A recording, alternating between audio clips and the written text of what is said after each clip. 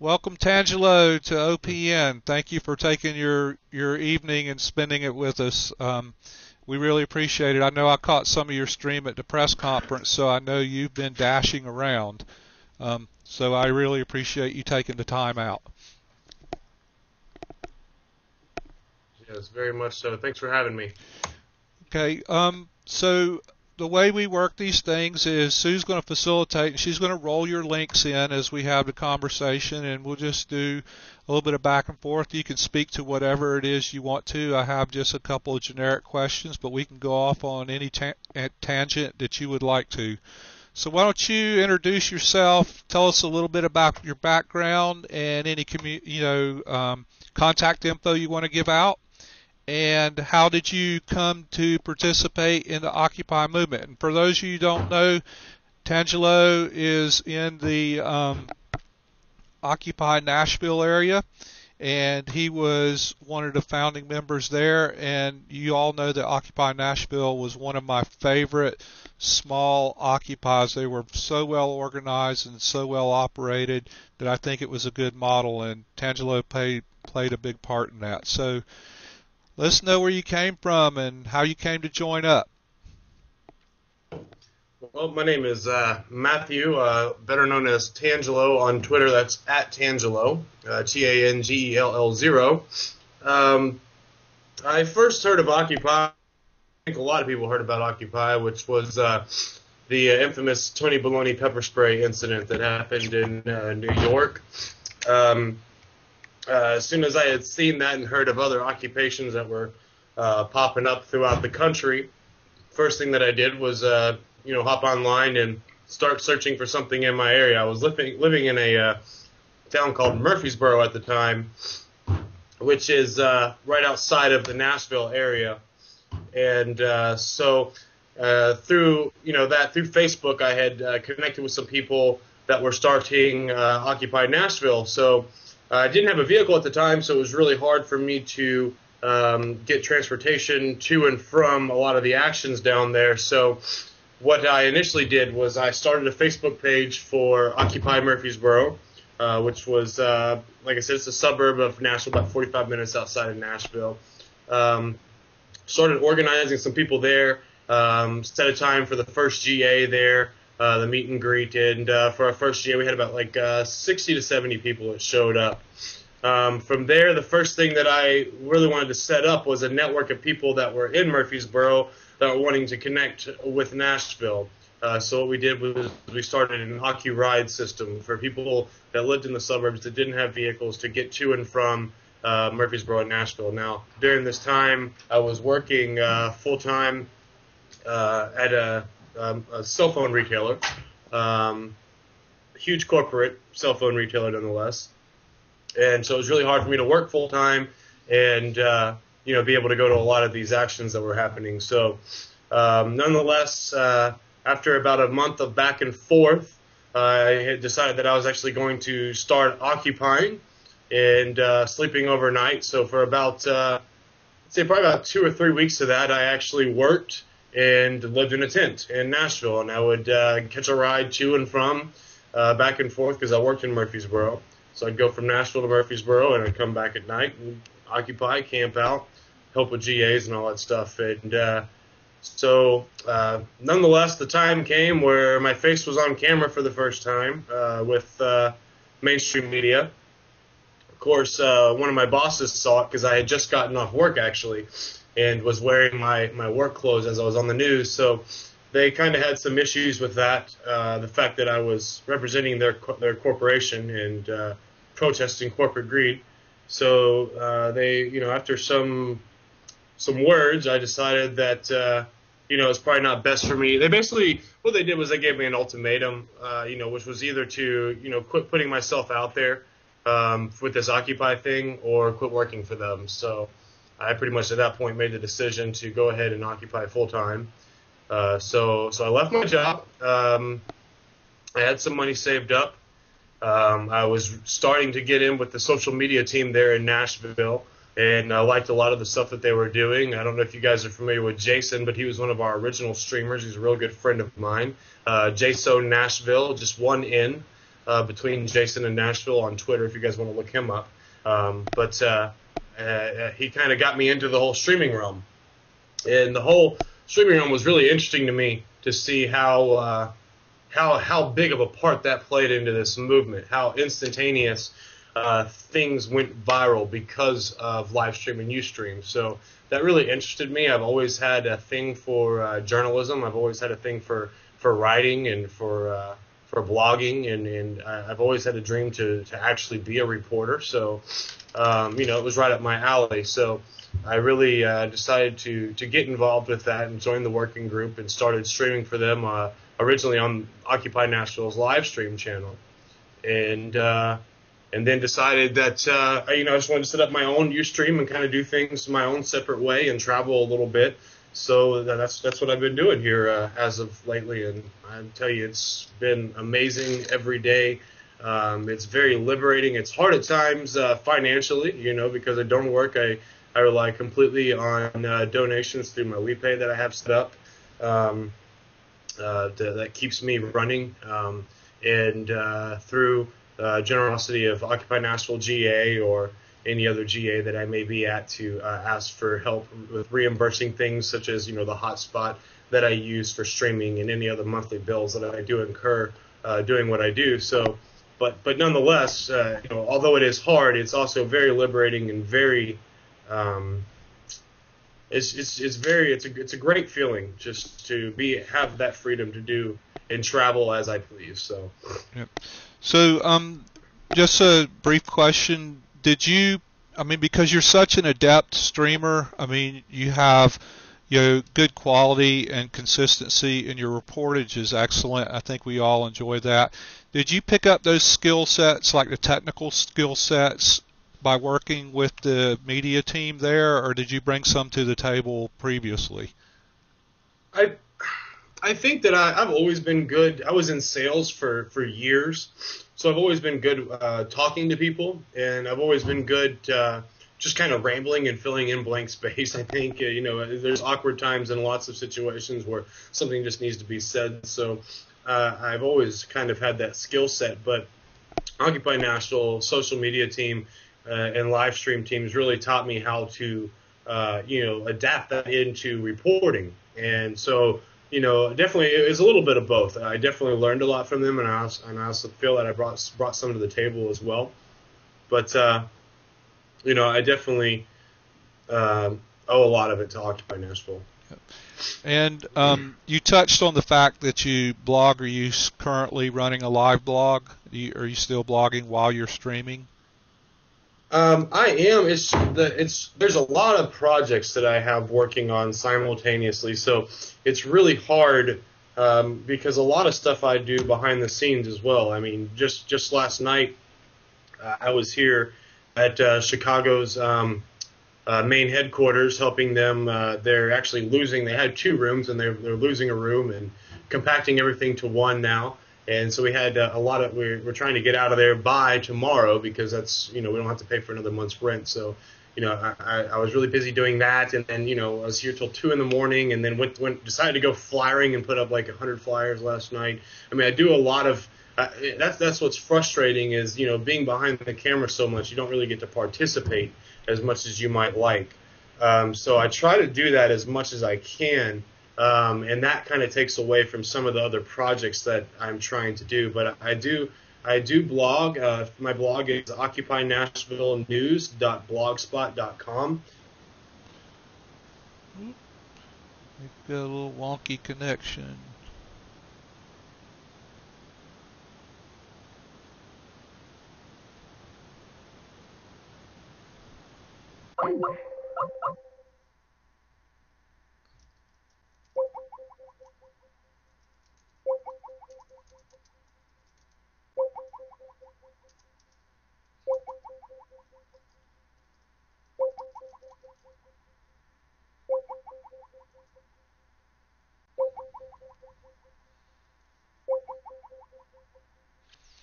Okay, people, hang on. We'll be right back. I'm not quite sure what happened. We're dependent on Skype here.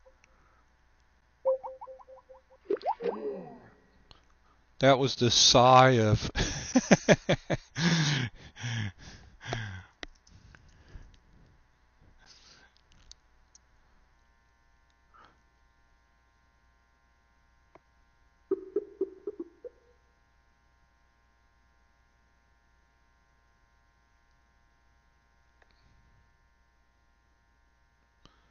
Oh, I think we're back. Can you hear? There? We back? Yeah, Live now? you don't have video, so you might. There you go. Okay. Yeah, that's going to do it. Okay. What I think it was is that when I closed this door, I think it kicked the Wi-Fi signal, so I just set the Wi-Fi outside the door. Okay. We shouldn't have any more issues, so yeah, I'm sorry about that. Oh no, it's no problem. We're nothing else if not flexible here. You know, I have the same problems on my end, so I'm grateful the weather's not killing me tonight. It was thundering earlier. So we were talking about your the other projects. You were moving rooms last night. You flyered some, and also have I know for a fact that you were a host of the this Occupy Radio out of Nashville, and you are a correspondent for a couple of other channels too, correct? Yeah. Actually, Paleo Radio is based out of Michigan. They reached out to me, kind of doing something similar to what me and you were talking about earlier with the just calling in live updates through the phone. So I now have the option to where if something is happening, the gentleman that I work with has a show from 3 to 6 o'clock. So pretty much all I have to do is just give him a call and say, hey, this such and such is going on. Can we go on the air? And then, he'll fit me into the show there, and I'll just do, phone-in updates that way. Now, the radio show was something that I had never had the chance to do. Again, something that I've always really been interested in. I've listened to a lot of talk radio throughout my young adult years. That's really where a lot of my beliefs as far as politics are concerned come from, is talk radio. Because there's not really an outlet for that on TV. So when the opportunity arose to do that, I definitely jumped on it. The way that came to be was Jenny Welsh, her husband is the president. I guess she would be the manager of the station there. She was actually very active in Occupy Nashville from the beginning. And once I found out, what she did, and that she basically ran a radio station, I pitched to her the idea of a radio show, and we started collaborating back and forth. And I really wanted to do my idea was to do a show that is very much like This American Life, which is on NPR. I don't know if you guys are familiar with it, but it's one of my favorite talk radio shows. And that would give us some flexibility to where all the workload was not on one person, because that was my biggest fear, was to take on doing a weekly radio show and not being able to produce, edit, and direct all of that myself, which ended up happening anyway, but I did have a little bit of help. But that would give us the flexibility to where we could have different, field reporters out to select something to cover, do a little 20 to 30-minute segment, documentary-style segment on that, and then just throw that together, and thus the name, This Occupied Life, came to be. So that's where I got the name for the show. And I was doing that. I'm still currently doing it. It just has not been updated in the past few weeks because I've just had my hands full, really. Right. And a lot of the people that were helping with it have just kind of. That's one thing that really is hard about occupiers, is you can never really. You can never really tell what's going to happen, where they're going to be, what they got going on in life. I mean, people are just people. We don't get paid to do this, So sometimes people, are all gung-ho about it right at the beginning, and then it falls off, and one or two people are left to pick up all the slack. And I was putting, 20 to 25 hours a week into doing that show. I was putting a lot of work and time into it. It's a lot of behind-the-scenes work, a lot of editing, a lot of getting audio from different video. The main thing that I was doing was taking my stream videos and just using my stereo mix on my laptop and playing that and recording the audio from my stream, and then just throwing that together to play on the radio. So what I was doing for a while, but I just, like I said, it's been so much going on. I just haven't really had time to update that. But it's still airing. It's just playing, Right. older shows right now. So we're in between seasons. Well, you hit a point there that I think bears repeating, and I think all of us have run into it. That startups are usually pretty easy because everybody's enthusiastic and they just hurl themselves into it. And then, as you said, it's just people and life happens, and the sustainability is the hard part. People also are not familiar with what it takes to do even a small media production and do it right. It's a giant abyss of time. So it's impressive that you're able to accomplish everything you do. So you're currently in Chicago, and is Nashville still viable Occupy? It seems like they've quieted down a good bit and maybe dispersed and gone on to other projects. Occupy Nashville is they're still alive and well. The group has really diversified a lot.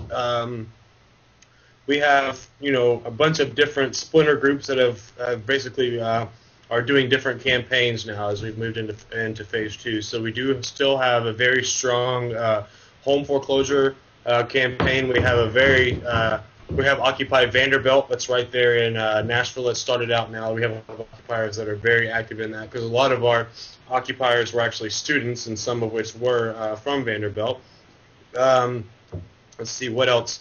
I'm actually working on trying to organize a national campaign against CCA, Corrections Corporation of America, which is the largest private prison industry in the nation, and their headquarters is in Nashville. So I'm trying to get something launched on that because I think that it's a grave injustice that we just continue increasing mandatory minimum sentences on a lot of victimless crimes, and we're throwing people in prison at an exponential rate, and it's starting to get out of hand. I mean, just this year, CCA set aside $250 million to go out and buy states' prisons. But one of the stipulations before they will purchase those prisons is that they have to be filled at 90% capacity. Now, the way that we can do that is obviously to have politicians passing new laws that make mandatory minimum sentences and enforce those mandatory minimum sentences. One of which is a prime example is the anti-camping law that was passed in Nashville to evict Occupy Nashville. Now we're going to see a huge fallout from that into the homeless population. Right. $2,500 fine, $11.29 in jail. I mean, I don't see how you expect a homeless person to pay $2,500. So what they're going to do is they're going to take them and they're going to put them into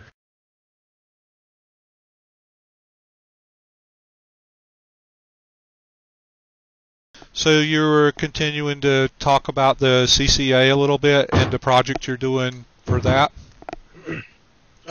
Yeah, so back to CCA. I mean, basically, they set aside $250 million this year to go in and buy out all these, these private prisons or even county jails. There's CCA jails and CCA prisons. The difference being a jail houses anybody that's charged with a misdemeanor.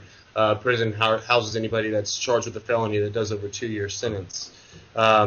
So, as long as it's CCA, it's privatized, so that means that all that revenue is going in to a private corporation. And actually, the interesting thing is that back in 1997, CCA was actually bailed out by none other than Bank of America and Lehman Brothers for of course $3 million each. And after the banks bailed them out, they said, we're going to give you this $3 million each, and all we want in return is 25% of your stocks. So that basically means that Bank of America and Lehman Brothers both stand to profit off of the imprisonment of any inmate. So I mean, it's very corrupt. It's very and I've been into a CCA institution before, so I've seen it firsthand. I mean, it's the living conditions in there are horrendous. In Tennessee, they offer you 2 options. Well, I mean, you really don't have an option. The way it works in Tennessee is that if you're in a state facility and you're doing time as a felony, you have to work. You have to have a job, no hands down. If you don't work, they put you in solitary confinement, and you have no freedoms at all in there. So you have to have a job. So once you get the job, then they're going to give you two options. They're going to say, well, you can work for free, and every day that you work, we'll give you credit for 2 days off your sentence. Or you can just work, and you'll get 8 good days a month. So that basically means every month, an additional 8 days off your sentence, just if you're good and don't cause any trouble. And then we'll give you $17.50 for working the whole month. Well, that's very low wage, obviously, for working for a whole month.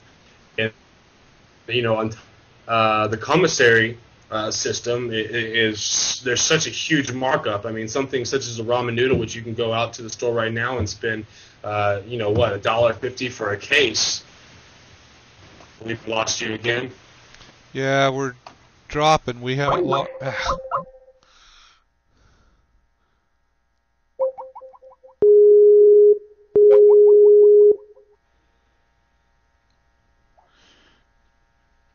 So we're on a case of ramen noodles. Okay, but basically a case of ramen noodles, which you can go into the store and buy, for I think a whole case of 24 for about $1.50. Right. In there, you're paying 75 cents per noodle. So there's a huge markup in things, just as small as that. A bar of soap in there is like $5. So that $17.50 goes really quick. And you can't save it up and take it with you. That's the other thing. I mean, you have to spend this money into the commissary system, and there's such a huge markup that it's just like the old slave towns after they had abolished slavery. They started paying these slaves money to work, but everything was set up inside the town. So the slaves would get paid very less, but then they would go in and they'd have to pay basically like a black man's tax to buy their goods or whatever. So, sorry, it looks like we're frozen, I think. I think we're good. I think some of the chatters are frozen, but we're good. Okay. Yeah, we're good. Yeah, I'm trying to keep an eye on chat, and I'm multitasking like crazy. But it reminds me of the slave towns of old, where basically, they started paying the slaves, but when the slaves would go in to make purchases, they would get taxed or charged a lot more than what a white person would. Right. So that's exactly what it reminds me of, and it's a very corrupt system, and I really think that it needs to be brought down. So that's something that I really want to launch there in Nashville. I think that's really Nashville's time to shine, being that that's where CCA's headquarters is in. Right. I think that after May Day, a national call of action coming out of Nashville would be something very good for the movement to let people know that we are still here. We had one of the longest running encampments in the nation. Before we were evicted, we were the largest populated occupied city in the nation.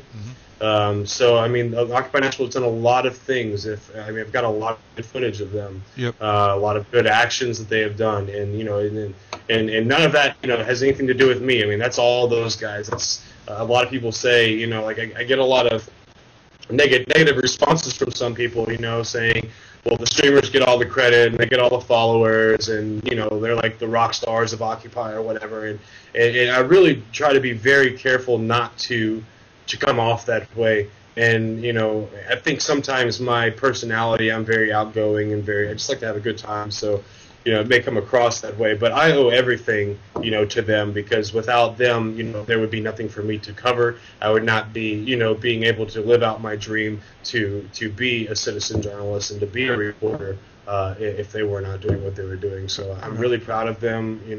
Everything that they have done has been extremely peaceful, and it's definitely something for the world to be keeping an eye on. Right.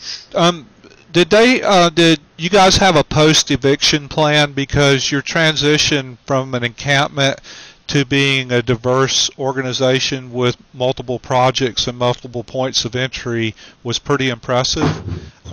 Did it just happen coincidentally, or was there a post-eviction plan? I think it was a little of both.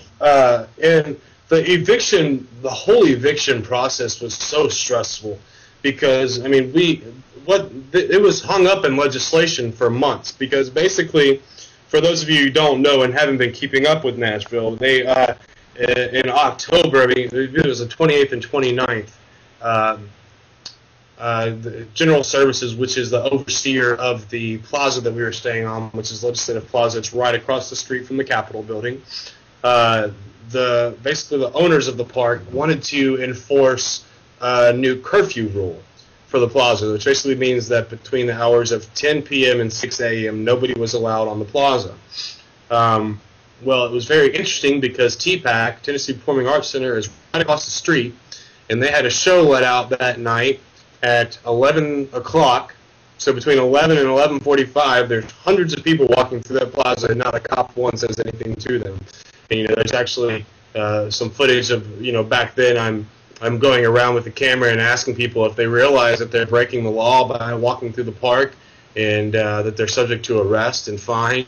And and some of them that didn't know, I asked how they felt about that, and some went the other way around the plaza, and then some were like, that's ridiculous, and they would walk through the plaza in act of civil disobedience. So that was pretty interesting to see that play out. It was good outreach.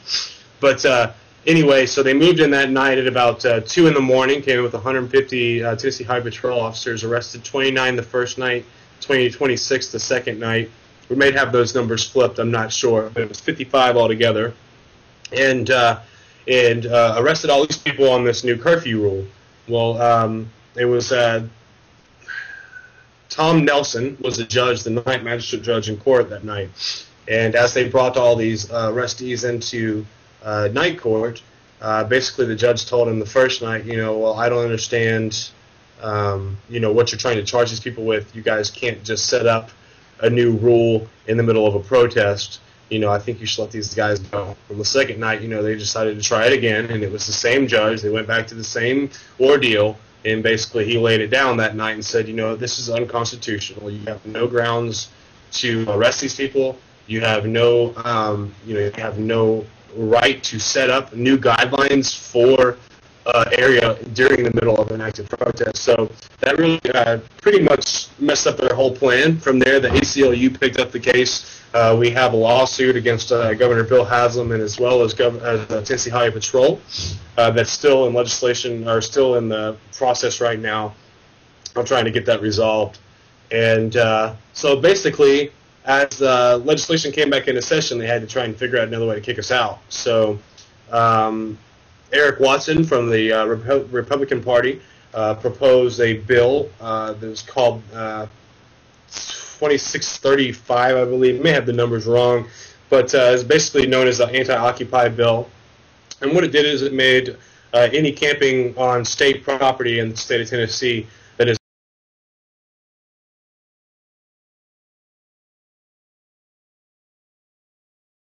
okay. So I'm trying to think where I left off here. You were on the legislation for the early February all the way up until last month when we were finally evicted.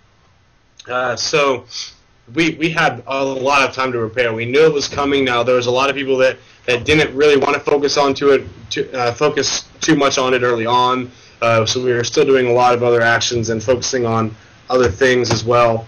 But there was a core group that knew that it was coming, wanted to be ready for it. So about the final month before this, actually probably about 6 weeks before we were evicted, there was a lot of planning going on. We got a storage unit to put all of our stuff in so that it wasn't seized by the police. We started looking for more homes to occupy against foreclosure. We were looking into getting an office space. We're still trying to get an office space now, so if anybody knows of anybody that's willing to help make that donation to the movement, Occupy Nashville would be so appreciative because they could really use that right now. But that's really where we came up with the one tent idea, because in a lot of people's opinions, the one tent is a symbol of free speech, and we didn't have because we had so many arrests from just different actions, throughout the year. We had, unfortunately, a lot of people who were not able to face arrest again. So that really knocked our numbers down to resist the anti-Occupy bill. So we had pretty much, devised a plan to have the small group of people that wanted to resist all just pile into one tent, so that way, you know, they can't really tell who's camping, who's not camping. They can't tell, you know, if we just say the tent's a symbol of free speech, then, you know, they've actually got to catch somebody in the tent, and they've actually got to catch them sleeping too, nonetheless, before they can actually enforce it. And so, you know, we were playing a lot of games with them. I mean, as you guys saw when we did the sleep-in after we had actually been removed from the plaza, we did a sleep-in with homeless advocates where there was no tents pitched, but everybody just slept on the granite, homeless style, so to speak. And but we had made an appearance of a flying tent that during that action. We also had the money tent that we had made, which was a tent covered in money, basically a little bit of mockery at the fact that money is free speech, but a tent isn't. So what if we take a tent we covered in money? I guess that would be free speech, right? Right. So we did that. We definitely had the tent monsters running around. So we did a lot of just, you know, cat and mouse shenanigans, fun stuff with them, and it was really interesting to watch it play out the way that it did. It was another thing that struck me about Nashville was there was a lot of creativity, humor, and satire going on there, and I think that's a really effective way of addressing some of these issues. You know, it just gets people's attention, and it keeps their attention, and it also, I'm a big believer in one of our powerful tools is creating contrast between us and the powers that be, and the more ridiculous and overbearing they look, the more it serves our cause and gets people to have a dialogue. So that was I enjoyed watching all that unfold and all the work that went into that. You're currently in Chicago, and you said you've traveled a good bit. Tell us some other places you've been as part of Occupy or part of your reporting. Well, I've traveled to D.C. Are we there? Man.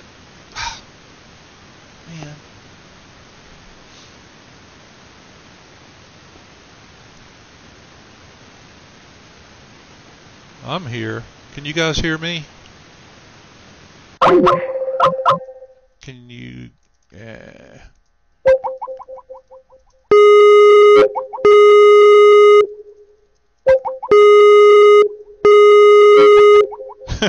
I'm not so good because I can't keep the guest on the line.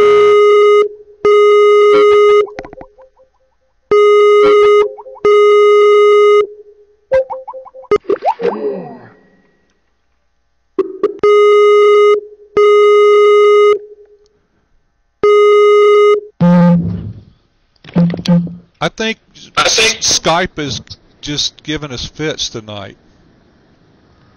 I think you're right. Yeah, I've had this problem before, and it's not bad weather right now. So, I actually think it's Skype. I don't even think it's either one of our ends. Okay, I think it might have been my end this time because it's looking like my hotspot is not wanting to connect to the internet right now, so I'm just switched over to my tablet. So, maybe shifting a little bit, but so. Where were we at? We were in D.C. We've been in Murfreesboro, Nashville, D.C. Yeah, that's I've also been to Chattanooga, and I made a quick trip down to Atlanta, but I really didn't. I just basically went down there to network, so I really didn't stream any while I was there. But I did network a little bit while I was down there. You know, get some numbers, get some contacts, because like I said, I'm really trying. My goal is to have an actual website set up that is a network of Occupy streamers, bloggers, photographers from all over the country that is all networked and brought together on one website that's centralized for everybody, that you can basically search by your area or, you know, just read as a whole, and actually get that as a legitimized you know, press outlets so that we can start issuing these people press passes and actually start, you know, set up a WePay to actually help fund some of this stuff, to help fund people's travels, and things of that nature. So that I've been doing a lot of networking, and that's been kind of the reason for a lot of my travels is to go, even with Chicago, that's what so early was because, you know, I had an opportunity to get a place to stay So, and so, it's fairly cheap for me to stay here since I'm not having to pay for a hotel or rent or anything like that. And, so I figured I'd come down here, meet as many people as I can, try to get some networking done before, before NATO actually comes to town. Learn my way around the town before NATO comes to town so that I have some bearings about me whenever everything's shut off.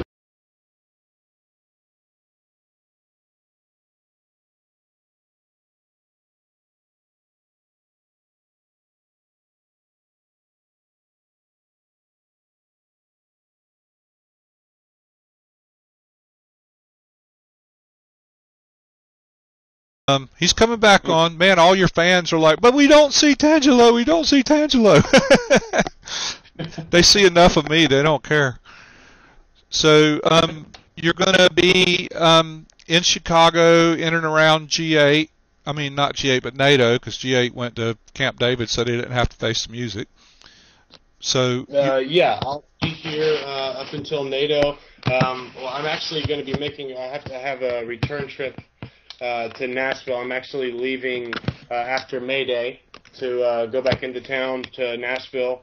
I'll be there for about a week to 2 weeks, and then I'll be right back up here for the People's Summit and for NATO, and I may even stay a little bit longer after NATO as well.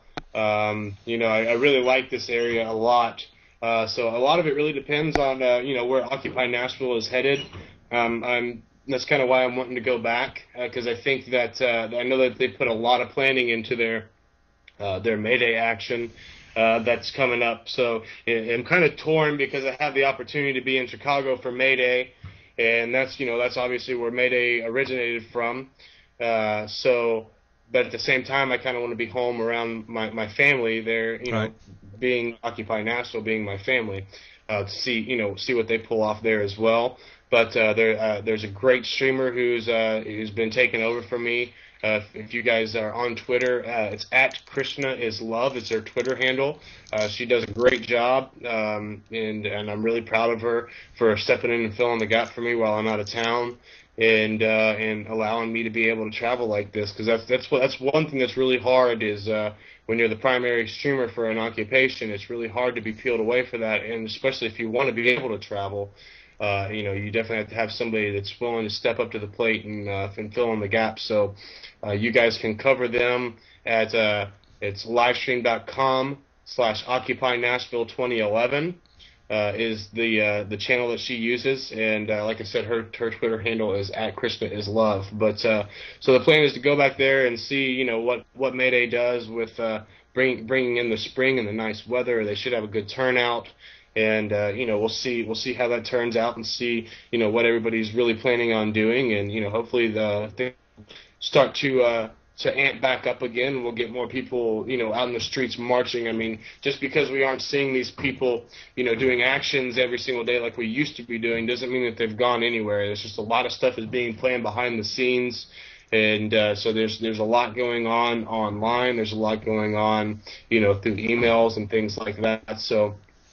There's definitely still a lot of presence there. If nothing else, they've built a huge network of people. We've got over, I think it's something like 12,000 followers on Twitter, and about 25,000 likes on Facebook. I mean, it's ridiculous, the network that they've built. And so the plan is to just really try and figure out a way to mobilize all these people to get them out to the streets. So we'll see how that goes, and and hopefully I'll still be able to be doing some more traveling as well, and hopefully make another trip back up here to Chicago. Excellent. That's it's really encouraging to hear the vibrancy of the areas you're working with. It's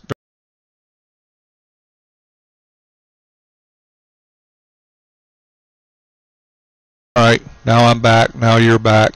Everybody's back. This damn weather. Okay, I think I'm back. You guys should be able to hear me now. So we're going to blast through these questions, and hopefully we can get them all in. What is the biggest lesson you've learned as part of Occupy? The biggest lesson I have learned because of Occupy. never give up, never, just perseverance really is one of, I mean, that's really what I've been taught relentlessly, it seems like, throughout my life is perseverance. I've been in some very sticky situations throughout my life. I come from, not the best background in the world, but it's good to see, that, it's possible. I'm an example of, somebody that's been through the system and come out and been able to, turn their life around and do something positive. And that's really something that Occupy has taught me.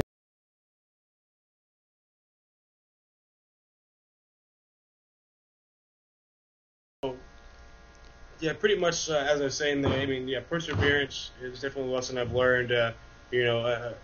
Everybody, it doesn't matter, like I said, it doesn't matter where you come from or what mistakes you've made or who you are as a person. Everybody has a decision to make. Everybody has a voice. Everybody has an entitlement to have their own views, and I feel that as human beings we should embrace those, whether they're alike or different. I think that humans spend way too much time arguing over, who's right or wrong, rather than just accepting the fact that maybe both could be right. And that's seen throughout religion. It's seen throughout politics. But obviously the system we've had in place is not working. Otherwise, we would have a much stronger middle class than what we do now. We wouldn't see as many homeless or the foreclosure rate that the way that it is. We wouldn't see the unemployment level as high that it is. And everybody's saying, oh, well, it's turning around. Well, but the actual figures are not. That's not true at all. It's actually getting worse. Unfortunately, because of that, the point is going to come where you have to make a decision. And it just reminds me of that song. Which side are you on? And you're either going to be with Occupy or you're going to be against it. And unfortunately, those lines are getting thinner and thinner and thinner because I'll tell you a quick story. I had something really interesting happen to me about a week ago. I was over there working with Revolutionary Z for the streamers teach-in that we're trying to teach as many streamers how to stream here in Chicago before NATO. Goal is to try and get about 15 to 20 people up to have just the option to be able to stream. If you've got a smartphone and you've got a 4G connection, on your phone, you can be a journalist. But anyway, so I was over there helping him do this teaching on the way home. I'm coming through South Side, which South Side is where Occupy Woodlawn is. It's in South Side.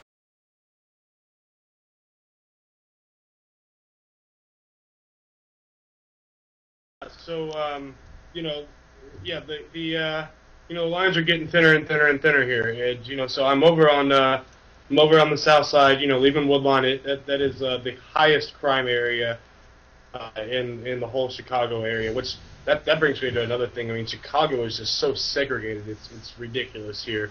Where I stay at is basically I'm one of the few white people that are in that area. It's mainly Hispanic, and then you go a few blocks to the west, and it's nothing but, I mean, there's no white people. It's all blacks, and there's a lot of, it's really strange because on the west side you have all the drug dealers are on the west side, and then you go to the south side and all the gang members that are actually like robbing and shooting and all that stuff goes on to the south side. And then right here in Cermak, where I'm at right now, is Occupy Chicago's headquarters is just a couple blocks from Chinatown. And they've actually got, they've got a gay and lesbian community here that's right over by Wrigley Field, which is where the Chicago Cubs play. So it's really strange how diverse this city is and how long it's been that way. But that's one of the unique things about it. But I hate that how.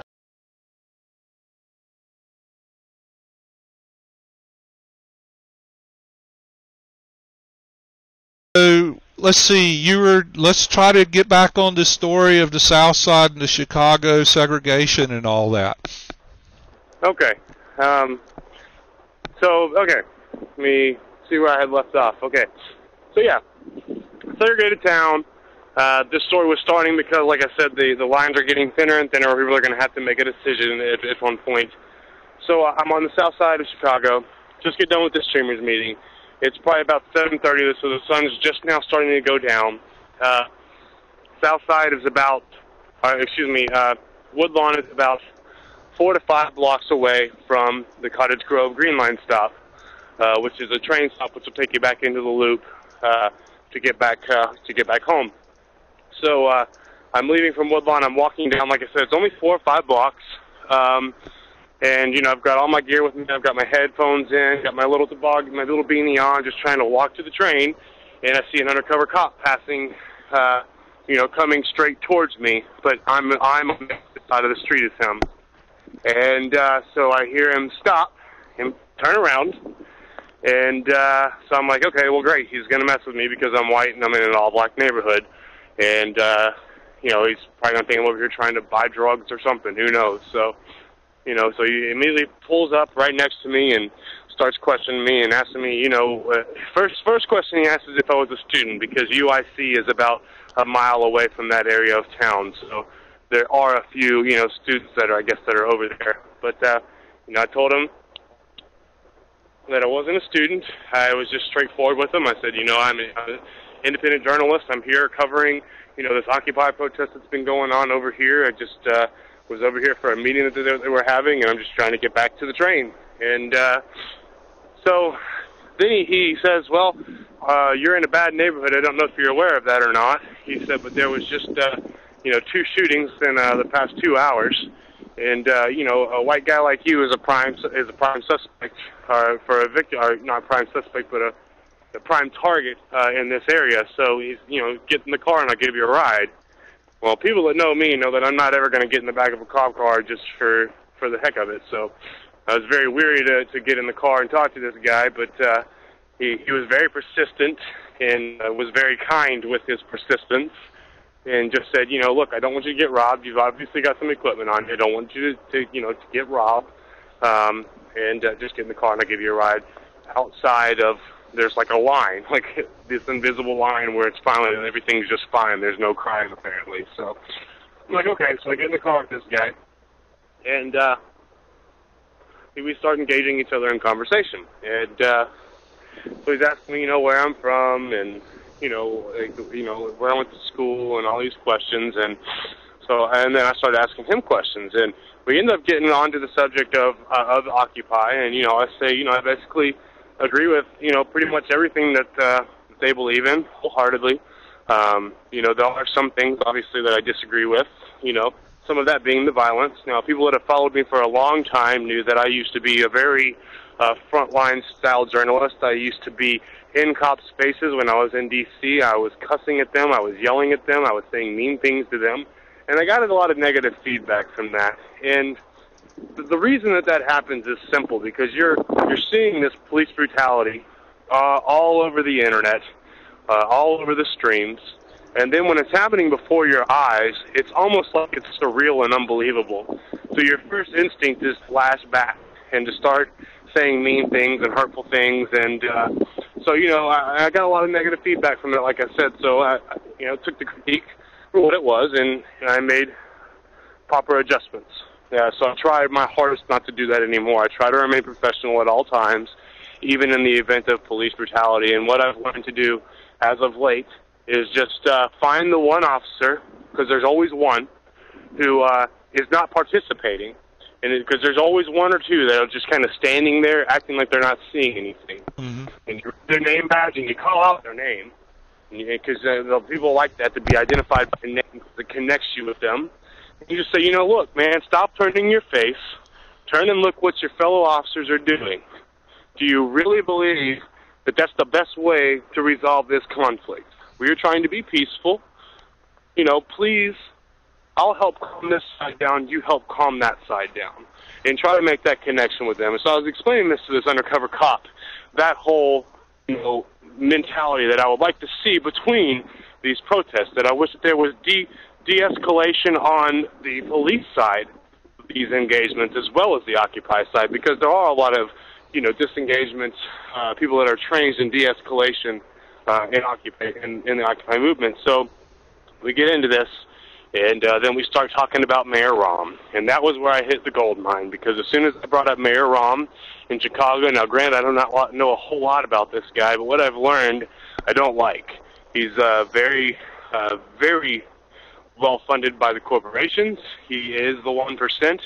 He is a puppet for all of the corporate bank industries and does a lot of crooked, good old boy style politics here in the great city of Chicago. So as soon as he brought up Rahm, we started talking about, I said basically to him, I said, the time is coming when you guys are going to be on the other side of the fence, and we're going to be fighting for you.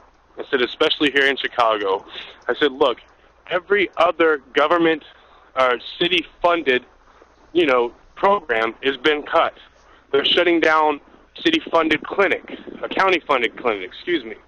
I said, so what really makes you think that you have this, miraculous job security that's not going to affect you? I said, if you're going to get cut, you're probably going to see a decrease in pay. You're definitely not going to see any bonuses, and you're probably going to lose officers. And I said, he needs you guys for NATO, and that's it. After NATO, you're going to be maybe not you specifically, and I'm not saying this because I hope it happens. It's just a fact that I really think we're going to see, a lot of officers laid off after NATO. And, his words back to me, were, a lot more of us are on your side than you think already, because we're already 3,000 officers short in this city. The fact is that we're already short on police officers, and the fact that you're exactly right. After NATO, even more are going to be cut is just ridiculous.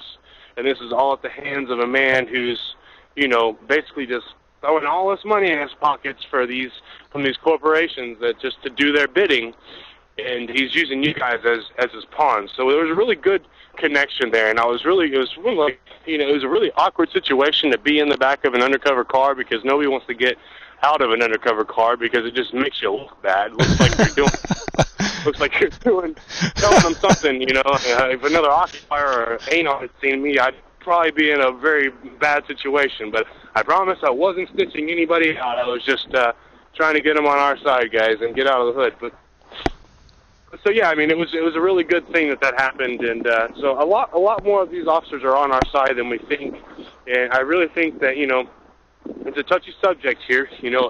Cops have a job to do, but they have a right way to do their jobs at the same time. So, let them do their jobs, and, let's stop. Do what you want. It's a free country. But I encourage people, in those situations, don't just start hurling insults at them. Now, granted, that is a great tactic to use at times because it gets into their heads, and even though you're hurling insults at them, you're still being peaceful. You are being provocative, but you're still being peaceful. And but I think if we were to do away with that and just be sitting in a police line face to face and just trying to do outreach with these officers, because I had even done it in D.C. In D.C. there was another example where I'm having a face off with an officer and not really a face off. We're just in one of those situations where I'm on my side, he's on his side, but nobody's really doing anything. We're just watching each other, waiting for the other one to do something. And so we start talking, and basically I had said something about a book I had read to another occupier, and he said, "Oh, I read that book, it was really good." And I said, "Oh, so you like to read?" He said, "Yeah." I said, "Well, do you by chance have a Kindle or any other type of e-reader?" I said, "Yeah, I got a Kindle, I just got one for Christmas." And I was like, "Oh, that's cool. So will you do me a favor?" And he said, "Sure, what's that?" I said, "Go home and get on your Kindle, and there's a free book called Civil Disobedience by David Thoreau. And just download that book for me and read it, man. I really think that you'll understand some of the things that I'm sitting here saying to you, because just because you're being ordered to do something does not mean that it's right. It doesn't mean that you have to obey it, because as a human being, you have a right to do to not do whatever you have a conscientious objection to. So if you're having those objections, don't follow through with those orders. And I guarantee you that if one stands against that, the others will fall in line, because you guys need leadership just as much as anybody else. So as soon as they see, not leadership per se, but like a role model to stand forward and show these guys the right, that hey, shutting these encampments down is wrong. Taking all these people's belongings is wrong. These people are just trying to assemble peacefully and have their voices heard, and these people, time after time after time after time, refuse to hear them speak. So, and that was just another good little police outreach there. Right? By no means am I trying to advocate for police at all. I've had several run-ins with them myself, and I have all types of stores police as well, but you kind of just have to throw some of that as water under the bridge. There's good people out there, and there's bad people out there. And that applies everywhere. I mean, that applies everywhere, and the fact that you're willing to make the effort to engage the people to find that one good one is what makes it, possible to kind of shift the paradigm and change the focus a little bit. And it was interesting about what you said. You were having that conversation about come on, pay attention to what you guys are doing, and that's wrong. All it takes is somebody has to go first. One policeman needs to say, no, that's not acceptable, and I'm just not going to do that. And it's all it takes is one person to go first, and anything we can do to create an environment where they're willing to take that step, I think will benefit us all, for what that's worth. So what do you think the most important thing Occupy needs to do in the near future is? Okay, you cut out there a little bit. What is the most, what thing that I think Occupy needs to do in the near future? What is the most important thing that Occupy needs to do in the near future? That is a good question. I really think just more outreach is what Occupy needs to be focusing on now. And one of the things that I've seen a lot going on is a lot of people are focusing on the upcoming election. And I have mixed emotions about that because this is by far a nonpartisan movement. That's why I joined this. I mean, a lot of people don't know this about me, and please don't hate me or think any lower of me because of this. But going into Occupy, I was more of a Tea Partier than anything. I thought that the government was the problem. Government regulation is bad. Government is trying to control all, and that is right in the small business because they are putting a lot of stipulations on small businesses that are keeping them from thriving. So, I do agree with some things, and I've realized that I'm more in the middle than anything.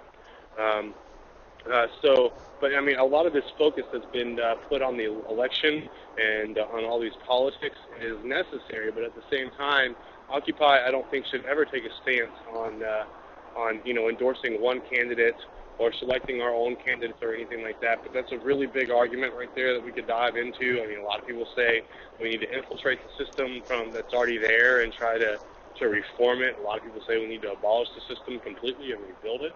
I mean, there's a lot of good arguments there, and it's a good debate to have. But so stray away from the politics so much. I think the politic aspects, and just stay the social grassroots movement that we are. And focus on, you're not going to be able to bring down the government, but the corporations, we do stand a chance. And the corporations are the ones who are paying the governments off anyway. One of my favorite sayings that I've come up with, I actually posted in my one of my things on Facebook is it's not governmental control is not the problem. It's who's controlling the government that's the problem. So if we can, take care of the ones that are funding the government, maybe we stand a chance of doing that. We can get that system to fall, and everything else will fall in line. But again, like one of the main things that I think we need to be doing is outreach. We need to be getting more servicemen on our side. We need to be getting more police officers on our side because, I mean, that's in every social movement that I've watched happen, even in Tahrir Square. They had the army on their side. And it didn't start out that way, but after outreach happened, they co-opted them. And so for any movement to thrive, if you have the army on your side and they're not going to come out and they're not going to detain Americans illegally under the National Defense Authorization Act, and they're not going to arrest Americans under H.R. 347 just because they're protesting within 1,000 feet of a government official is protected by Secret Service, and they're not going to do all these things, and they're not going to put 30,000 Predator drones in the sky that are nuclear powered within the next 10 years because that's coming as well. If they're not going to do these things, then your power is gone as government official because you can't order those things to be done now. And that's another interesting thing as well because I think we're going to see a huge increase in private security companies such as Blackwater within the next 10 years. That a lot of our servicemen are not going to go through and follow through with those orders to detain Americans illegally. So that's going to be left to be privatized as well. So these privatized security firms are going to come in and they're going to black bag these terrorists under threat of under a complete darkness, and they're going to sweep them away to some from the camp and detain them and interrogate them and get to the root of this, because they don't want the system to fall, because the system has worked for them very well for years. And this whole 1% 99 thing has been going on for decades. It's been around since the 70s. I mean, it's been recognized since as early as the 70s, as early as I can find is the first mention of it, but probably much longer than that. Probably since the beginning of American history, I would think. That that the Constitution, even the way it's written, is it says there's unalienable rights, but it was definitely formed to the bias of the white man, and everybody else is not really recognized under that. And I think that basically needs to be reformed, and needs to be more universalized to where it applies to everybody, and not just American citizens, but everybody everywhere. And so I think those are some of the things that we should be focusing on and targeting on, and I think that a lot of that is starting to be done. I mean, we have people like Sergeant Thomas, we have people like Captain Ray Lewis, both of which I've had the great honor to meet up in Washington, D.C. We have people like that are out there advocating for this. And just the simple, the other unique thing, and then we'll move on, is just the fact that so many people in Occupy have never been activists before. So basically what Occupy has done is created a network of activists that are for the most part, some of them are new to this. Right. And I think I accidentally hit the hold button. They've actually formed a network of people who are somewhat new to this. And so basically, I'll take Occupy Nashville as an example. So we had a 5-month encampment, and it was a great run. And now that we're moving into phase 2, a lot of people, are, where are we going? What are we heading? There's growing pains. A lot of people are worried or scared because they don't, we don't have that encampment side of it anymore. And I look at this. We had 5 months to move people in off the streets because, we had homeless people coming in, and we were teaching them and outreaching with them and teaching them how to protest and helping them form ideals and goals. Not that homeless people don't have those ideals and goals going in there, but we're helping to strengthen that. And so we've used it as a training ground to prepare all these people. So now all these people are 5 months ahead, further from where they were before in their activism. So now they have some experience, and they have some visions. And everybody, like my thing is the CCA thing. Like, I'd really like to see that done. Somebody else may have, a goal against, the death penalty. Let's get that done away with. Or somebody might, all these different things that are key grievances and that are wrong with the world today. Somebody somewhere is going to really be inspired by that and want to focus on that. So from that, we have seen seeds planted into other communities. And now I'll move on and we'll use Woodlawn as an example, because Occupy Chicago is not the key organizer of the Woodlawn occupation. But that happened because of Occupy Chicago's seeds that they planted.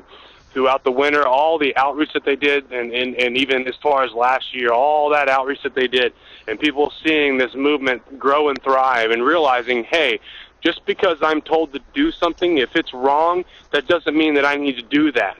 And I don't have to leave a home because I'm being foreclosed on. Or I don't have to leave my job because it's being shut down. Or I do not have to not get any health care anymore just because it's being shut down. I have the right to stand up and speak and fight. And so those seeds have been planted in their brain. And this action, just as Woodlawn, is a prime example. Spring coming, and we're going to see more of it, and we're going to see more of it throughout the country, of just those seeds sprouting into new, beautiful plants of occupation springing up everywhere. So now we have this great Occupy Woodlawn movement. We have this great mental health movement that has come as a direct result of that. And now we have that solidarity, which is moving in from Occupy Chicago, giving them supplies, giving them supports, even getting arrested for them, coming out and streaming for them, getting the awareness out there for them. If this would just been a small group of people, of 20 or 30 people wanting to do a sit-in it might get a little bit of mainstream media recognition, but it's going to fizzle out. Right. But with the added solidarity and support from this network that has been built, and all the support from you, all you people in chat all over the country that are actually there watching this stuff happening and blasting out those numbers to the governor's office, the mayor's office, the city hall, all those numbers that are being called and those emails that are being sent by people like you at home, is really making a difference and really making a change, and is making those people want to fight that much harder to get this system changed. So that's just one example, and that's what I'm excited to see, and that's why outreach plays such an important part, and that's why social media is hand in hand with covering that. Get the word out there so that people realize that they have the options to stand up and fight against that which is wrong. That was a wonderful soliloquy and very, very inspiring and so true. Every word about it.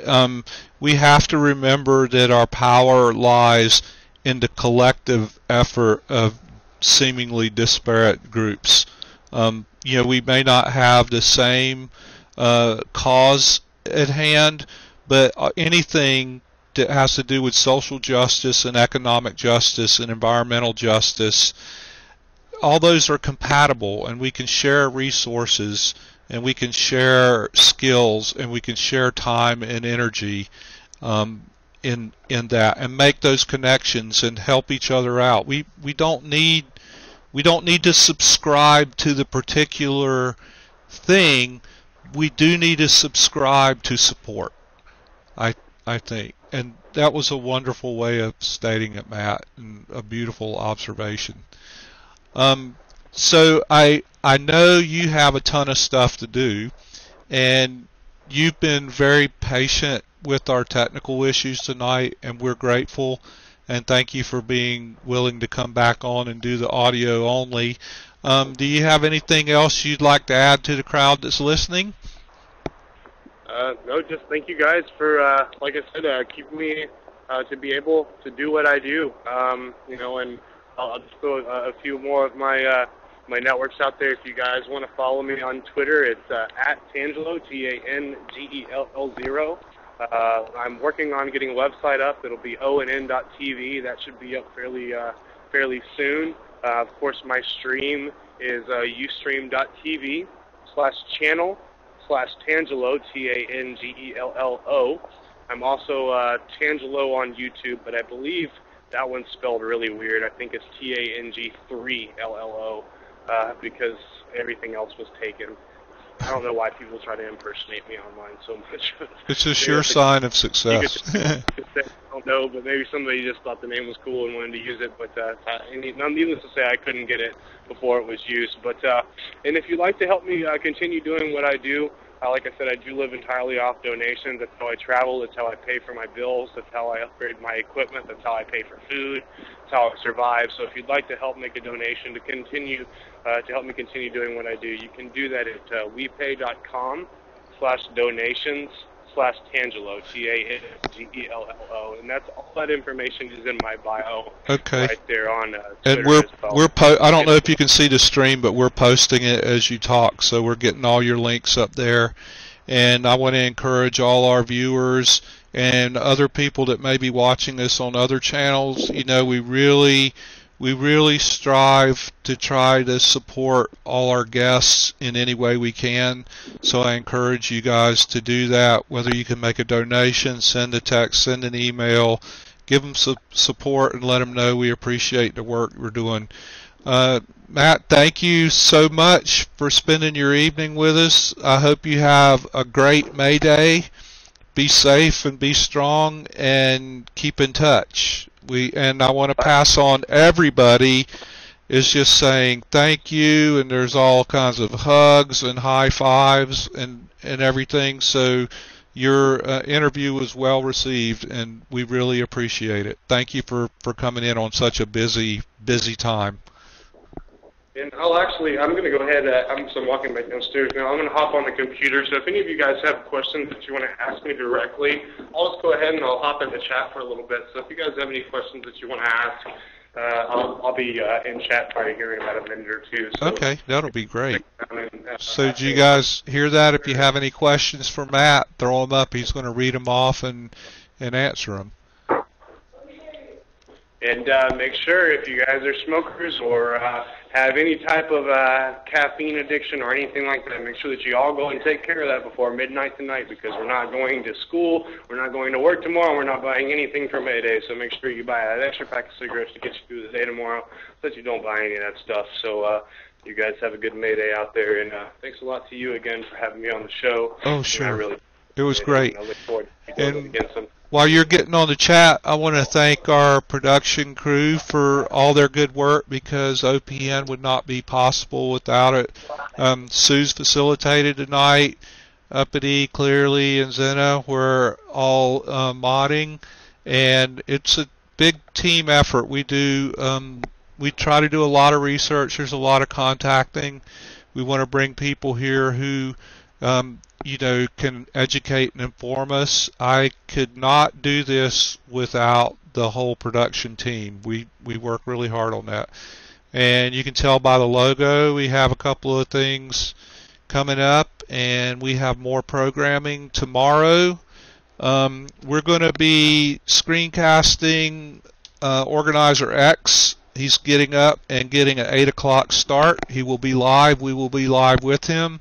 We'll stay with him all day until he shuts down. We'll also have Occupy musician Elizabeth, and probably our friend Eric dropping in with a few interviews from Union and around. So we have a full day of programming. Zena and I are going to produce everything, and it should be, exciting and hectic. And we wish all our streamer friends out there well that are contributing to us. So if you have any questions, let's throw them up so Matt can see them, and if not, we need to let him go because he's got a full plate for the rest of the night.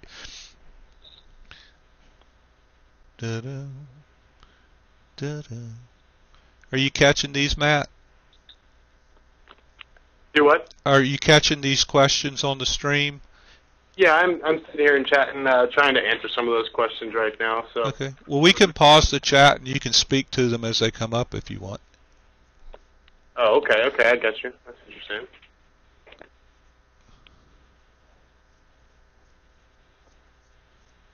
Let me see here.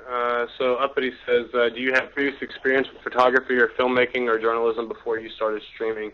That's a good question. I did have a little bit of experience, but not any really professional experience. I only have a high school diploma, so I've never been to college.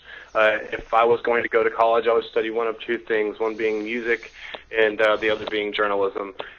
So I've always kind of desired to do that, but I never really had the time to do it. So just the simple fact that, people like you that support me and allow me to continue doing this without having to go out and, get a 9-to-5 job and have to cover this haphazardly. It's allowed me to be to increase those skills that that were there, I guess, hidden under the layers below. So I didn't really have much experience going into this, but I think within the past 6 months of being into photography and in videography, I've really learned a lot. I've definitely learned a lot from the editing side, and I'm still learning more. There's so much to learn. There's so much to dive into, and I'm really just starting to scratch the surface on a lot of that. So I'm really looking into trying to upgrade some of my equipment. That's really one of the things I'm really trying to do, is to be able to stream in HD and not have to deal with a lot of the drops and a lot of the issues that I've had. Pound YouTube guys and see if they'll sponsor me with one of those really cool backpacks. That would be awesome. Like I know that Oak for Show and Tim Cass have got one. And they've given out a lot of free equipment, and I just haven't been lucky enough to get my hands on one of those yet. But it all kind of comes back to the equipment that you're using and doing the best with what you can. So, but it's a really good question. So thanks for asking. Suze, go ahead. Yeah, Turn if to you guys have questions, post those in bold so that I can see your questions, because that'll kind of help me filter through some of the chat. And I appreciate all of the kind words from all of you, all of the thank yous, and keep it up. So that's very encouraging. Thank you all for coming in and joining us in chat tonight. I really do appreciate it. And I look forward to seeing you guys in the streams again soon. It looks like Amigo says, do you have an estimated idea of how many camps are still up in the U.S. that haven't been evicted? And if there are, which is the biggest one? I do not have a good idea of that. I know that in Tennessee, they have all effectively been shut down. Johnson City was shut down really early on. Occupy Memphis was shut down. Chattanooga, I believe, got shut down right after Nashville did. So there's no more in Tennessee. I know Louisville. It was really strange because on my way to Chicago a month ago, I was talking to some people on the bus about Occupy and about what I did, and showing them a little bit of my footage and stuff like that. And so I'm talking to these two girls about the movement, and next thing I know, we were arriving in Louisville, and I look up, and there's tents all over the place, and it was really like this giddy feeling, because I was like, look, it's an occupation, like, speak of the devil. So it was really like serendipitous, I guess, is the word for that, and so it was kind of neat. So I know that Louisville was still up for a while, but I started following them on Twitter, and it looks like they just actually got evicted as well. So I don't have a rough estimate. I know that there still are a few more out there, but I don't have an estimate, so I can't really answer that question. Markton asks, where did I get the handle Tangello? Tangello actually is my gamer tag. I started using Tangello in the old days of Xbox for the original game Halo. It was one of my friends, and me and him gamed together a lot. His gamer name was Domino, and I wanted something that kind of was close to that, so we ended up coming up with Tangello together, and it's just kind of stuck ever since. So I've always just used it as an online handle. So, anytime I've been asked for a nickname or anything, I've tried to use Tangello or some variation of that. So that's where that comes from. Ping, if you could be a little bit more precise in what law you're talking about, I'll answer that question, because there's a lot of new Tennessee laws that are coming through. There's an anti-picketing bill that's trying to be passed. There's a Don't Say Gay bill that's trying to be passed that would keep teachers from saying the word gay in schools. There is actually a new law they're trying to pass to make miscarriages illegal, that they would launch an investigation into the miscarriage and see if it was done deliberately or if it was an accident. I definitely think that that's complete violation of women's rights, and I'm completely against that. There's, like I said, there's the anti-picketing bill, which would make it illegal to protest in front of any corporation or any private residence. The only place you could protest in front of is a government building, and the only way that you can do that is if you don't have your face covered, and obviously I'm against that as well. And then, of course, the anti-Occupy law, I'm very against that and completely disagree with that as well. So if I answered your question in describing those, great, and if not, just drop exactly what law it is you're talking about, and I'll try to re-answer that question. Rise wants me to give a recap on what happened at Ron's office today. So it was a very frustrating day for me because I had we're planning this really cool action tomorrow after the march, and I'm trying to help out with that, and we got to get a lot of props for that.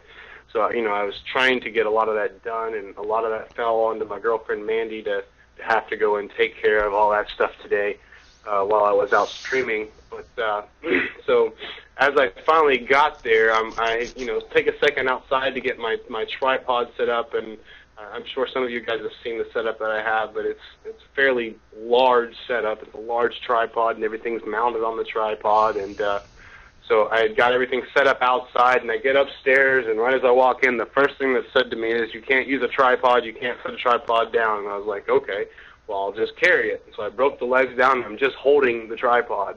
And the guy's like, look, if you're not going to listen to me, I'm going to take your tripod, and I'm going to take you to jail. And I'm like, dude, the tripod's not touching the floor. What's the issue here? and he just really wanted to give me a bunch of crap about using, this tripod. So I was like, you know what, fine, whatever. We'll break the tripod down just for you, even though there's a mainstream media journalist right over there using a tripod. Why don't you go, I use the word, so why don't you go bitch at him? Pardon my French, but I was really frustrated with this officer. So I broke that down, and then I was having a lot of connection issues because it's an all marble building there, so I'm really having issues connecting at all. So, but they were there since about noon. They were outside of Rom's office, protesting, yelling at Rom to come out and trying to get him to come out and talk to him. There was, at peak, I'd say probably about 100 officers on that floor that had completely surrounded them.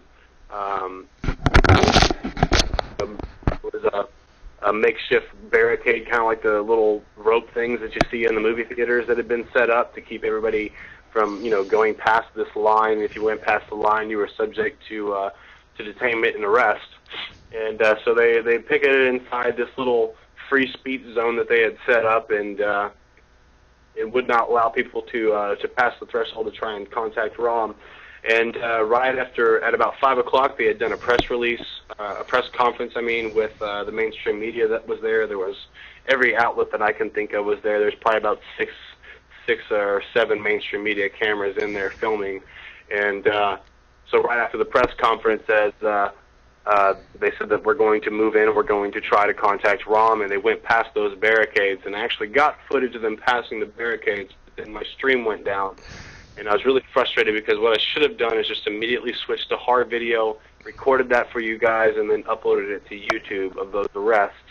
But instead I was fiddling with my hotspot and my phone, and I could not get it to connect, and I was really frustrated. So I missed filming those arrests, but there was 6 detained for passing those barricades. I believe that they will be charged with criminal trespassing, which is what the superior officer said to me. As I was walking out, there was I believe two more arrests earlier in the day, but I don't have confirmation on those. I believe that if you guys are familiar with Matt from Stop Chicago, one of the key organizers in the Woodlawn occupation, who's been arrested 3 times, I believe he was arrested again today. I'm not sure what for, but yes, after those arrests took place, there was a group that split to head towards the Woodlawn occupation, and then there was another group that split to head for jail support for those who were arrested. So as it stands now, I'm not sure exactly what's going on. After I got off the phone, I'll be trying to get some more details on that to see if they actually need a streamer down there in the field. Let's see. Yes, Ping, the homeless law was 11 months and 29 days.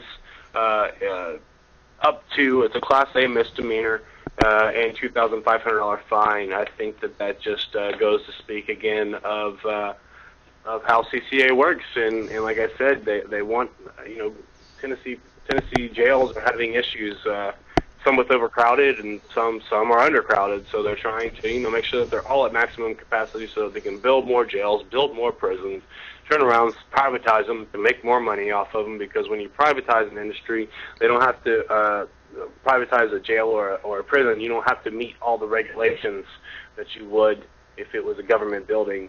You just meet the private, like the CCA privatizing or qualifications or whatever. So, so I think that's just an example of the prison industrial complex, I guess, at work. Amigo says, what would be the most important event for tomorrow, and where do you hope that more people will show up? I am just looking forward to the march. The march takes off. It will be leaving at 12 o'clock Central Standard Time.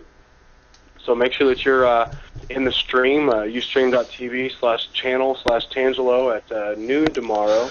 And if you guys could be tweeting out to Global Rev and OPN and Occupy Unity, Occupy Earth, all those mirror feeds that are out there, PDX, OPM, all those hashtags that need to be used. If you guys could be in there and getting the word out for me through social stream, I'd really appreciate that tomorrow, because there's going to be a lot going on, a lot of which I can't even really talk about at this point because we don't want to get out too much information before it happens. But it's all going to be peaceful. There will be some civil disobedience, but the key thing about tomorrow is that here in Chicago, they're already setting up the red zone for NATO.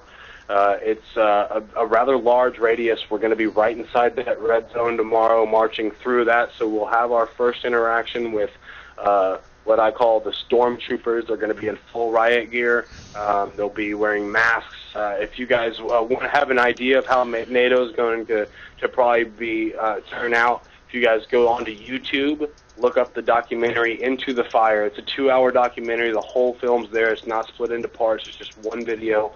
It's great video about the G8 in Toronto a few years back, and all of the civil liberties and rights of people that were just trampled on during that summit. So definitely watch that video. I'm sure we're going to see a lot of that happening here in Chicago, and it's going to be starting tomorrow. So we'll see how a lot of that plays out. But definitely the march is what I'm most excited about tomorrow. Let's see.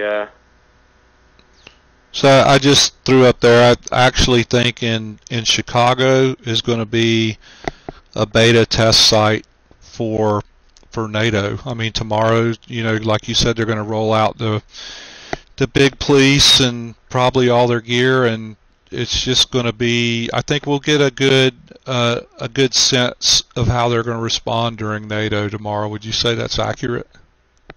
Yeah, I think tomorrow is basically just going to be a training ground, like a trial run, so to speak. And I think we saw some of that today with as far as the CPD side is concerned. We saw a huge increase in presence, and just like the way that they had brought the bike cops out to keep people from spilling into the streets. It's all about corralling and rallying people to do what you want to do, what they want them to do. So we saw a huge increase in just CPD presence today because it was a government building that's inside the loop. Now those are key targets that they're going to be really highly policed for NATO. I think we'll see that tomorrow. That's why we're really focusing on the banks tomorrow, because we won't see we'll see security there, but it'll be the private security. It won't be the CPD or the federal agents who are going to be moving in. I mean, we're basically, the federal agents are moving in, and they fully govern. They have, I don't even think that they're breaking into the like the beats or the what are they called? Not the beats, but the districts. Like, I don't even think that those are going to be upheld during this red zone, because usually if you're in one district and you go into another district, the cops don't follow you because it's another district's area. The same as if you could go from one county to another county. But I think that all that's going to be done away with during NATO, and probably even tomorrow as well. So it's going to be a training ground for them, but it's also going to be a training ground for us. So it's going to be interesting to see how it plays out. And but yeah, I mean, I definitely have to agree with that statement that they're definitely going to use this to help train some of their officers. Now, well, the thing that worries me is that in the article I read, the statement says that they're going to shut down the red zone in the act of any in case in response to any civil disobedience that takes place. So basically, all it takes is one person doing something stupid, and they're going to shut down the whole red zone and restore order, and then they're going to open it back up. So, I mean, that's one person to throw a rock. That's one, and that's not even really civil disobedience. That's just civil unrest. Right. But I mean, so it's like I said, it's all going to be interesting. It's new to me. I'm completely new to this. I've never been to any summit like this ever, because I'm relatively new to activism as well. So, but we'll all learn together. Hopefully, it will be one of the most peaceful NATO summits we've ever seen, because in my opinion, all it takes is one smashed window, one burning cop car, and it goes to pieces. Yeah. Be shown on mainstream media. That's what's going to be shown over and over and over. So then all that violence from the police side even though we're peaceful when that's happening, it's going to look like that was a riot that they're controlling, because you see those burning cop cars or you see those smashed windows. If you don't see that, you cannot preconceive that notion in your head that this is a riot. This instead is a peaceful protest. So, you know, there's a time and place for Black Bloc. There's a time and place for anarchists to come out and do their thing. And, you know, NATO is kind of one of those things, I guess. But at the same time, maybe we should try to take a different approach with it this year and be relatively peaceful with it and just show a massive amount of numbers in the streets demanding to be heard. I think that that would be the best approach to this, because they're still going to move in and they're still going to arrest people, even if you're not, you know, inciting riots and not being violent. They're still going to get those images, and once they provoke, then, you know, if you're the type of person that's going to resist and resist very hardcore against that, then by all means do your thing. But we don't need to be the ones provoking it this time. And that's just my opinion. You know, I can't speak for everybody, but you know, that's how I would do things if it was me. So, what's the vibe like in town? Like, just your instincts. Is it pretty mellow and enthusiastic, or is there some tension? Well, I mean, it's strange. I mean, there's times where you know, you get a little freaked out because, I mean, you got Black Hawk helicopters flying grids over the city already. I mean, you read these articles about all these people moving in, and it's just like, and you know, like I've watched that documentary about the G8 in Toronto, and just I mean, like seriously, like in order to get into the red zone in Toronto, you are subject to search. And like, you know, and in Canada, like they don't, like cops don't, you don't have to, if a cop asks you for your identification, you don't have to identify yourself. They have to have a reason to make you identify yourself. But I mean, all that was done away with for the G8. You know, they're demanding people to show, you know, their who they are and show their identification, and then radioing ahead to the next checkpoint that, hey, we've got 8 people inbound headed to your location. Just so that you know. I mean, it's very policed, very like surreal police state, you know, feeling to it. And I think we're going to see that at NATO, and I think we're going to see a lot of people that are just trying to go into a park to protest peacefully, that they're going to, you know, their bags are going to be searched. They're going to pull the whole, well, you know, you can assemble, but you can't assemble, you know, with a backpack. And the only way to bring your bag in is for us to search it, because they're just looking for any reason to confiscate things like gas masks or bandanas, or, you know, what they're really looking for is, you know, your paint bombs and your Molotov cocktails and stuff like that. That's what they're looking for. But as a result, they're going to take any paraphernalia. So, I mean, your gas masks and stuff like that, definitely, I mean, know that if you're coming to NATO, those things are subject to being taken and confiscated from the police. I've seen them take goggles before. I've done a lot of research on this, so you know, I'm traveling rather light. I'll have a bandana. Hopefully, I'll have a gas mask already set up inside the red zone that I'll just get after I go through those checkpoints. That you know, that's kind of why I came here to test this out for May Day, to see how this is going to happen, so that I can get that in there some other time, so that it's already there when I need it. Not on my person, not in my belongings, so that they have a right. They have not a right, but a reason to turn me away. So. Right. Okay, do you guys, Art Stars ask, is there any action being taken to stop discrimination of streamers by the police? About discrimination about what by the police? Discrimination of the streamers by the police. You know, like the streamers are targeted. Actually, they're not. Maybe not so much streamers, but last month, again, a lot of you guys who have followed me for a long time may remember this, but back in December, during the Tennessee statewide General Assembly that we held, we had about 500 people from all over the state that were in town, and they were doing a march, and they took to the streets. And they're marching right up Broadway in downtown Nashville, which is like the main strip where, you know, all the bars and clubs and, you know, just all the, you know, country, little country music bars and stuff are all down that area. And we're marching up Broadway, and the cops, you know, give an order to get out of the street or you're subject to arrest. And maybe about 30 seconds to a minute later, they just hopped out and started just grabbing people, but the people they were grabbing were like the weakest out of the group, which really bothered me. It was, you know, it was mainly women or, you know, younger males, the people that they didn't think were really going to fight back. and they just started grabbing these people. And as a result, everybody else, I guess, just didn't really realize that, you have in a scenario like that, you do have the option to grab those people and pull them back into the crowd. And that didn't happen, because usually if that happens, the police just kind of wait for reinforcement. But that didn't happen, so these people got detained. So I'm trying to film this, and I run up into the street to film it. And as a result, I got grabbed from behind, and I got handcuffed. I got slammed against the cop car. They searched me. They broke one of my cameras. Cracked the back of my laptop because it was sitting in this really light backpack that I have. When they threw me in the car, it ended up cracking it, and so yeah, they broke some of my gear. But I did have a lot of you know that through the radio station I am credentialed press. So the whole time I'm telling them, look, I'm with the press. I'm just trying to cover this. I'm with the press. You're making a mistake. Just trying to cover these arrests. And he said, I don't care. If I tell you to get out of the street, you get out of the street. You're not with the press anymore. And he throws me in the back of this cop car. Well, we end up going up the street, and he gets out, I guess, radios ahead to his superior officer, and his superior officer said, well, if he's really with the press, we need to let him go, because they've already made that mistake 2 times in Tennessee, one with a student journalist for a school, and one with a reporter from the Nashville scene that were arrested during the original raid on the Occupy Nashville encampment. So, but basically, as a result of that detainment, my name basically got added to a list of journalists, credentialed press that were arrested during Occupy protests. And last month, I got an email of a compilation of over 11,200 and something emails from people all over the world, just words of encouragement to all the reporters who have been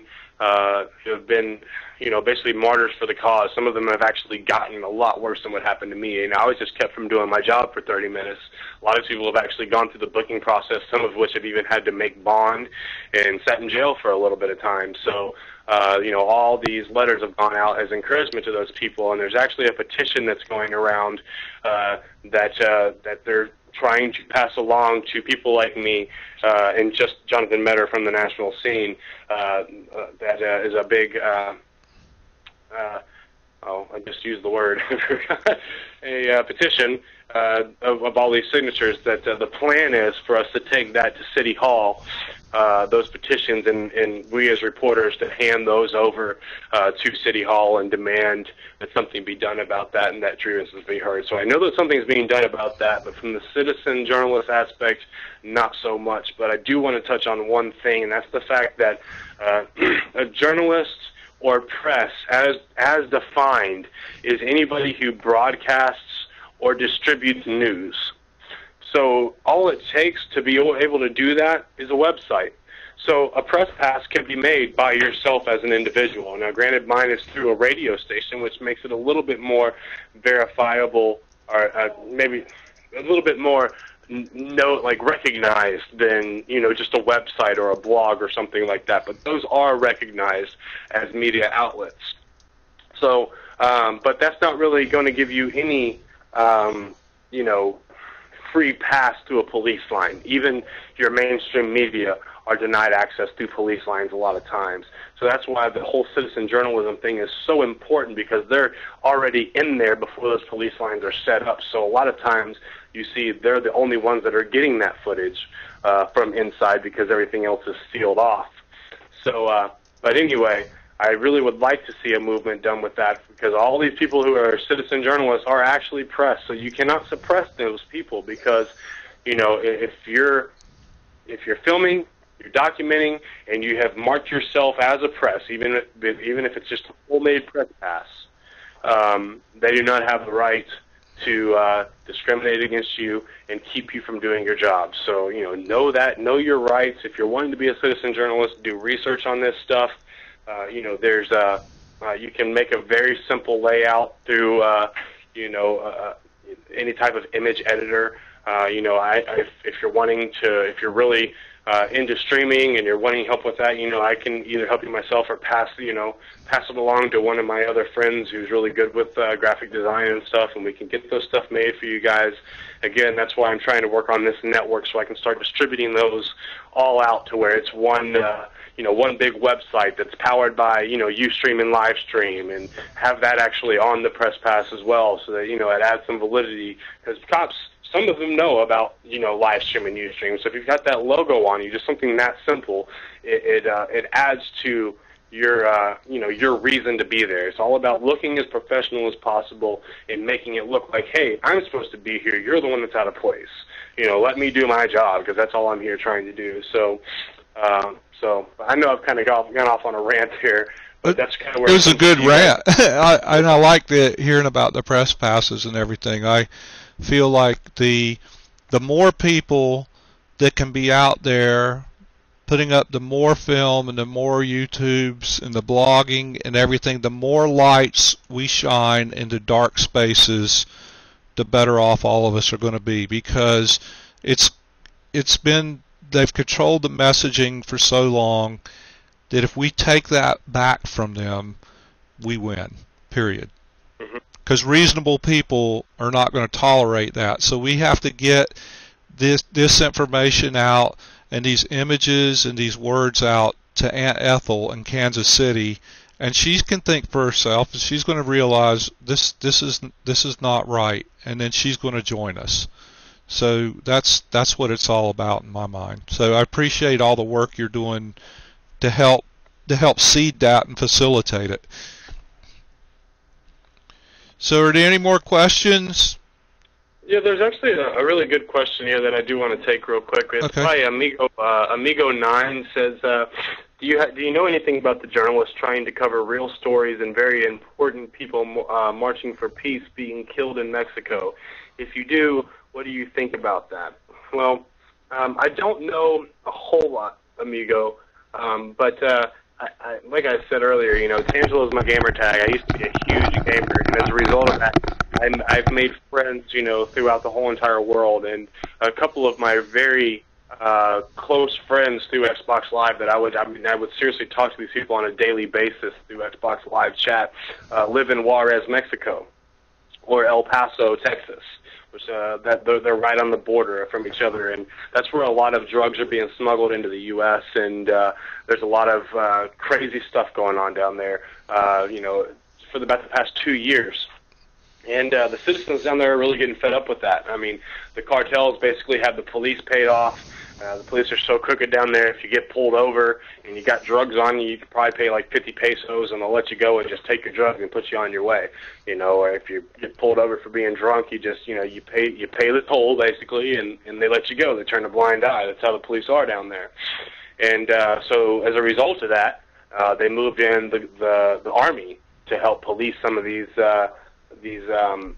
cartels that are pushing through all these drugs and stuff, and the Army's basically just going out of their way to just infringe on these people's rights down there, and so people are really starting to get fed up with it, and it's really strange. I mean, like, there was one time, I keep getting into all these stories, but this is another really interesting story. So, I mean, me and my friend are sitting there playing Halo 3 on Xbox Live, and we're having a good time. We're talking, drinking a few beers at the house, while we're gaming. And, next thing I know, my friend, he just goes quiet, and he's no longer active in the game. He's just sitting there. And I'm like, dude, what the heck are you doing? And he comes back like a minute and a half later, and he's like, dude, somebody just got shot like probably 25 feet away from my front door. And I was like, oh my God, are you serious? And yeah. Well, what had happened was the guy who had gotten killed was actually a snitch for the cartel. They killed him, they cut his head off, left with his head, left the decapitated body right there 25 feet away from my friend, my really good friend's front door. And what's really strange is that every day when this guy would go to and from work, he always complains because right at the corner of that block, that about 50 feet away from his house, there's a police line that he would have to cross, a checkpoint, just to go to work, where he worked 8 blocks from his house. And so he would always complain about this, and it's just really odd that the thing was there 24/7 all the time, and then whenever this murder happened, there was no checkpoint there. I mean, it goes to show the corruption that's going on down there. So last that I know, last me and him talked, he had finally actually made it into the U.S. and got a green card and everything. So and I haven't been able to talk to him that much because I'm so involved with this, I don't even have time to game anymore. But But last I talked to him, he had made it into the U.S., but he was telling me about some of these protests that are going on down there in Mexico, and that, it was really cool. He was watching some of my Occupy footage and stuff like that, and he's like, it's great what you're doing. Listen, this is what's going on in Mexico. People are protesting the cartels, and they're getting killed for it because you can't stand up against the cartels here. It's kind of the same thing as the corporations here. The way the corporations run everything here, the cartels run everything down there. Only difference is the cartels will kill you. The corporations, they might kill you as well, but it's kind of hard to connect them to doing that. And I wish if they ever did that, we could connect them to that and help us bring them down. But so I know people are getting fed up with that, and they're going out and they're marching, and police are keeping people from filming this, and they're keeping it from, they're really suppressing the mainstream media and not letting them go out and cover this. So as a result, we're seeing citizen journalists coming up out of Mexico now and starting to use things like Ustream, and from what I understand, a lot of them are being really severely beaten. We've seen, I've heard of some people being killed down there for marching and stuff, and a lot of police brutality, a lot of tasing, a lot of pepper spray, and even some rubber bullets being shot on these people. And it's getting real down there too. And we really gotta reach out to our friends in the South there, because Mexican population is a huge demographic in this country, and they contribute a lot to this country. And it's important for us to take care of our neighbors. Both in Canada and in Mexico. It's important for us to take care of the whole world, but I think we should start closer to home rather than being over in all these different countries fighting these wars that we have nothing to do with, just trying to get more power, more oil, put in our Manchurian candidates in other countries, so that we just force our beliefs on other people and force our Western way of life against other cultures, instead of letting them thrive and do things the way that they have for decades. And just because a country's having a revolution doesn't mean that that's our revolution. We should stand in solidarity with them as citizens and as human beings here in the U.S. And yes, we should be watching those things on the internet. We should be tweeting about them. We should be raising awareness about that. But it's not our government's job to go out there and start, bombing these people. It's not our job, in my opinion, to be sending support to Syria now, or trying to bring down, Iran because they're allies with Syria. And I really think that that's what the whole Syria thing is now. We see a way for us to infiltrate this because there's a revolution going on in Syria right now. So, if we can take out that that regime that's there right now, then it's all going to be array for a little bit while order's restored, and then we have the perfect opportunity to move in and invade Iran, because now we have one less ally from Iran, that's there. So, it's just, there's so much crazy stuff going on everywhere, and America's at the foot of it all, and that's why NATO is so important, because NATO is about the war industrial complex for the whole entire world, and 50% of that comes from the U.S. And they're having it here in the U.S. So I think we're going to see people from all over the world that are going to show up for NATO, because these wars that are going on are just ridiculous, and it's a lot like the way that the predatory lending in the houses crisis took place, because before it was able to fall, they had already pocketed all the money and left AIG to go bankrupt, because they basically had AIG take out all these insurance policies on all these predatory loans that they had lended. So whenever they defaulted, AIG was left to foot the bill. And so whenever AIG paid that money, they would take the surplus of that and they would put it in their pockets as a bonus, and they would just pay off, whatever the loan was. And then AIG was left to one to go bankrupt. So we just let one bank go bankrupt, and then we all pocket all that money and, filter it into our bank or our pockets, and thus we can make these bonuses and just steal all this money, and then nobody's going to have to pay for it but we, the people. And I think we're going to see that, with the war industrial complex as well, because we're just funding war after war after war after war, and it's going to get to a point where we just can't afford it anymore, and unfortunately, taxpayer dollars aren't going to fix that one. So what's going to happen? The American dollar is going to crumble, and all that money that these people have, they're just going to invest in the gold, so that whenever it transitions into whatever it's going to transition into, be it the Amero or whatever, because a lot of people don't know this, the American dollar is recognized everywhere, and it's not backed by gold at all.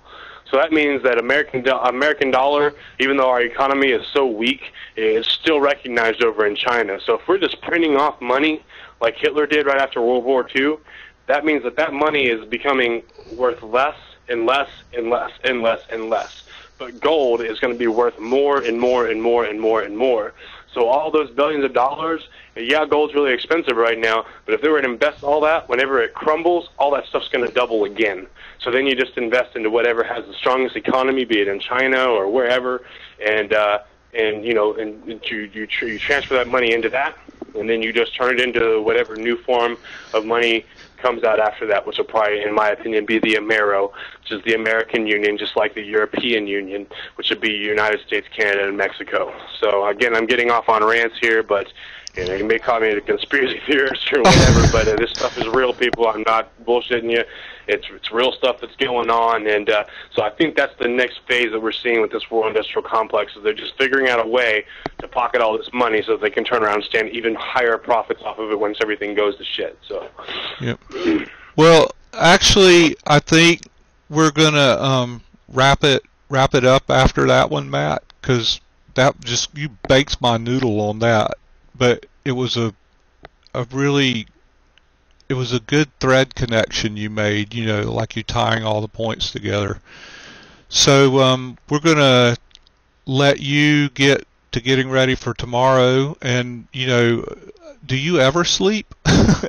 Because I don't see how you can, because you accomplish more than any one man can. Somebody asked me that earlier. I try to sleep as much as I can, but I actually decided last night, I went to bed probably about like 4:30 in the morning, and got up at about, I actually slept late today. I got up about noon today. That's one thing. I do go to bed really late, but I sleep kind of late into the day. Yeah. Because occupiers don't ever get up early. So, yeah. But I do get a little bit of sleep, but I've pretty much decided that until NATO is over with, or not NATO, excuse me, until Mayday is over with, that I'm, if I'll be lucky to get a full 8 hours sleep, and it's all good, because after that there's really nothing huge going on, so I can just sleep for days then. So yeah. Well, thank you so much for spending the evening with us and giving us so much to think about and taking time out of a busy day and a busy schedule. We really appreciate it, and it's been an absolute joy to have you on. And we hope to catch up with you soon, and we'll be looking for you tomorrow. Just stay safe and keep your head down. And thank you so much for being out there and being our eyes and ears. We could not know what we know without it. So thank you. I appreciate that. Thank you again for having me, and I will see you guys in the streams. All right. Take care, buddy. You too.